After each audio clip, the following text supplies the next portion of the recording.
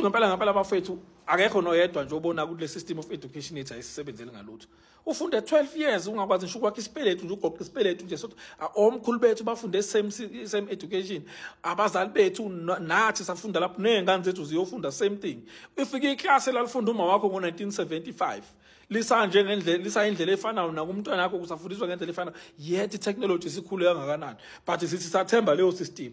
Akekho ngisho umuntu omnyama yedwa okwazi ukubenefita kuleyo nto, asikwazi ukwenza lutho ebizwa ngathi. Cabanga nje kube i-education yethu yayithi ingane uma ifika ka grade R i-check skill, iye ka grade 1 sekwazi ukuthi le ngane le inesiphiwo ekutshaleni, le ngane izokwazi ukuthi ihlakaze injini yemoto iphindi yakhe. Ingane ikhula nenjini yazi ukuthi nje umsebenzi wayo la uma ifika emhlabeni izokwazi ukwakha injini, iyophuma ka matric iphuma yazi ukuhlakaza injini. Ophiwe ka agriculture ufundisa ukukhulisa inkomo ukuthi amaqanda akwazi ukuthi akhipha amachwane ayophuma ka matric iphuma naleso skill. Ngaba sikho kulesimo esikusona because education izikole zethu ziyama day care center la sigcina khona ingane zethu ukuthi zingabe ukuvanza ngoba ayikho ngisha yodwa ingane ebuya nento engconywana lapha. Yet wonke umnotho womuntu omnyama udliwa ezinye izizwe. Hambe kuqumbe Eastern Cape, hambe kaNongoma, hambe eNquthu. 100% abantu abahlala kuleyo madolobha abantu abamnyama, yet each and every time uye kuleyo madolobha uzofica idolobha la khona leno 100% black people, 100% abantu black people abahlala kulona,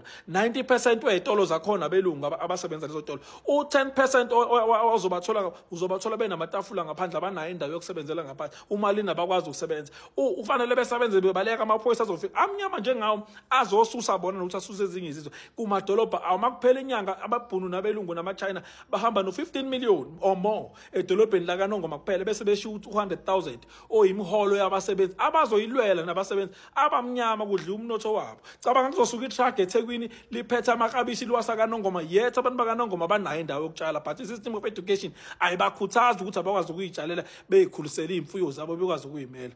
Uyacabanga ukuthi eChina ingane yaseChina iyakwazi ukwakha i-toys lisebenze, ingahluleka ukubhala i-spelling se-toys lalo as long as i-toys lisebenze. Hambe ema-universities esifunda kona 95% abantu abasema-university thina abantu abamnyama, kodwa abantu abazosikasha mase kusuka kuleyo university abelungu namandi abebengekho sifunda kuleyo universities. Kuyoze kube nini abantu abamnyama sihlale njalo sicelebrate ubala, sijabulela ukuthi ingane yakhe iphasa umatric ingatholanga ngisho iskill esodwa, sijabulela ukuthi ingane yakhe ibuye e-tertiary ingatholanga lutho e-tertiary. Asishintsheni umnotho wethu, asibuyiseni izinto zakithi back to thina.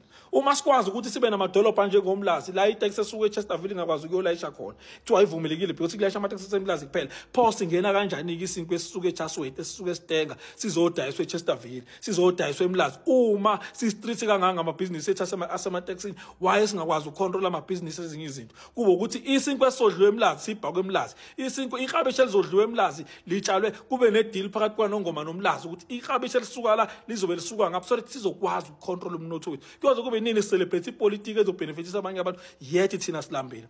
Ipolitiki isakhela ama-enemies amasha njengoba sibuye okhethweni, kodwa womabili lama-enemies alambile. Kuyoze kube nini-ke siphile osizini singakwazi ukuzakha thina siye phambili. So awuphaphameke umuntu omnyama ukuze ukwazi ube umuntu ongcono nawe.